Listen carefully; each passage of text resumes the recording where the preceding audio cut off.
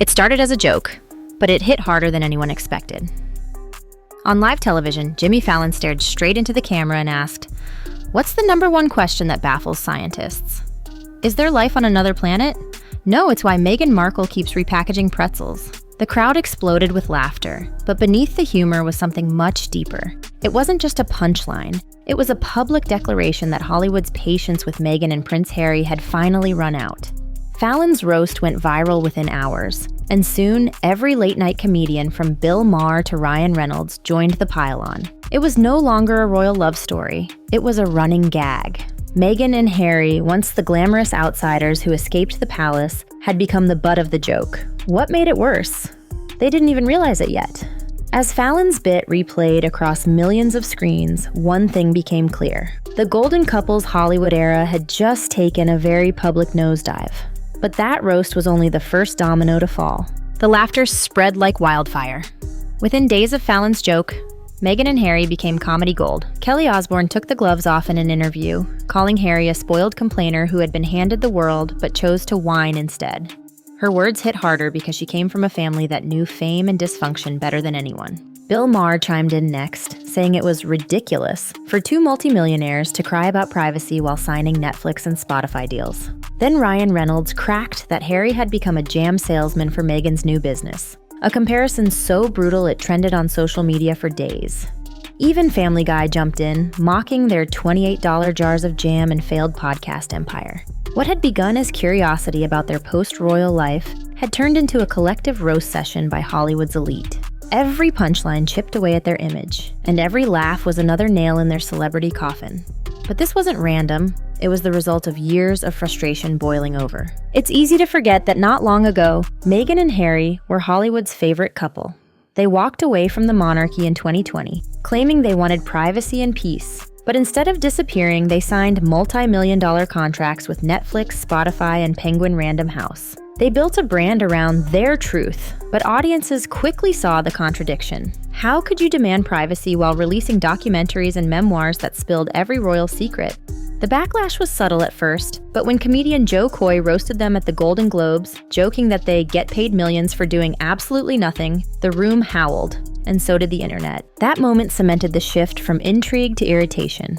Their podcast was canceled, their Netflix numbers dropped, and their brand, once untouchable, was now the punchline. Meghan's new lifestyle brand selling jam and kitchen goods was mocked relentlessly. A prince selling preserves? It sounded like satire, but it was real. And for Hollywood, that irony was irresistible. But there was more humiliation ahead. The real blow came when Kelly and Sharon Osbourne, Hollywood's unfiltered truth-tellers, entered the conversation. Kelly's comments were fiery, but Sharon's were devastating. She called Meghan's curtsy story to the Queen childish and horribly disrespectful, then shared something personal. How she forgave her father after he'd betrayed her and cost her millions, yet still cared for him when he fell ill. The contrast was stark. Sharon's story was about grace and loyalty, Meghan and Harry's about self-pity and blame. The clip exploded online.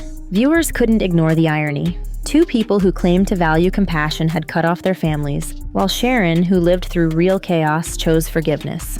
For the first time, Hollywood insiders began openly calling Meghan and Harry performative. The authenticity mask had slipped, and when the Osbournes, known for controversy, come off more grounded than you, that's when you know your image is in freefall. But if that wasn't enough, what came next sealed the narrative completely.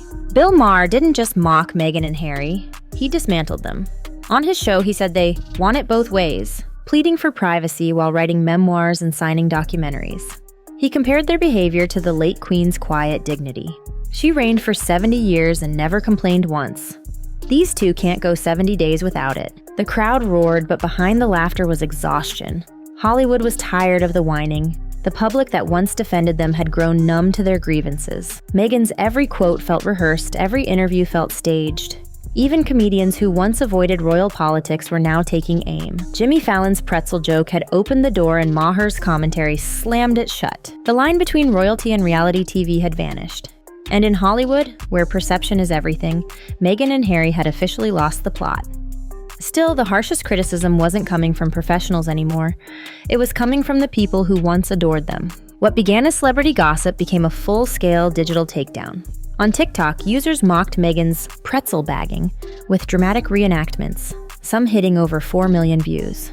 One viral post read, "Harry went from prince to jam assistant," racking up thousands of comments laughing at his career downgrade. Twitter, or X, was even more ruthless. Memes showed Harry holding jam jars, captions reading, "Would you like to try our artisanal Montecito honey?" The internet had found its favorite royal circus, and there was no stopping it.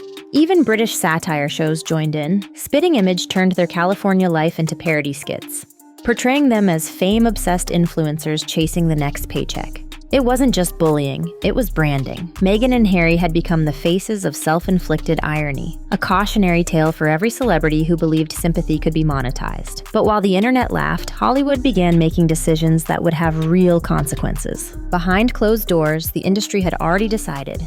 Meghan and Harry were no longer profitable. Spotify had dropped them, Netflix quietly scaled back, and media executives started referring to them as content liabilities. Comedian Tim Dillon put it bluntly, "She thinks she's saving us with jam and honey, but that's not a business model. That's a superiority complex with a price tag." In contrast, real celebrity entrepreneurs like Rihanna, Ryan Reynolds, and Jessica Alba were thriving, building brands with authenticity and humility.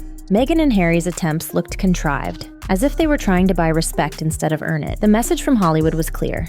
The era of royal sympathy was over. Meghan's constant self-promotion and Harry's public frustration had created a fatigue that money couldn't fix. Their names no longer guaranteed clicks. They guaranteed controversy. But even as their influence crumbled, the entertainment world wasn't done with them yet. One final voice would deliver the defining blow. John Oliver said it best. They won't change because they don't have the capacity to. And that, in one sentence, summed up the Hollywood consensus. Meghan and Harry's story had come full circle. From adored outsiders to mocked celebrities, every product launch became a meme. Every interview became material. Every appearance fueled another joke. Their image, once carefully managed, was now out of their control. The same industry that built them up was now laughing them off the stage. Hollywood forgives scandal, but it doesn't forgive boredom. When the audience stops caring, you're finished. And for Meghan and Harry, every laugh on late-night TV was a sign that their relevance was slipping away. What began as a glamorous escape from the palace ended as a masterclass in overexposure. Once, they wanted to be the voice of change. Now, they're just an echo of what could have been. And as the cameras fade, the question lingers. Is this the end of the royal rebellion or just the beginning of Hollywood's cold revenge? In the aftermath of Hollywood's full-blown roast, Meghan and Harry find themselves standing in the ruins of their own narrative. The brand once fueled by sympathy has turned into a spectacle powered by mockery. Every appearance, every statement now feels like damage control. But behind the scenes, insiders whisper that Meghan is already plotting a comeback. New projects, new image, a total rebrand meant to prove she can rise again. Yet the question remains, can the same industry that laughed her off stage ever take her seriously again? For now, the silence from Hollywood is louder than any applause. The laughter may have faded, but the stain of ridicule lingers. And this time, there's no palace, no press team, and no public illusion left to hide behind. Because once the joke becomes your identity, there's no script in the world that can change the ending.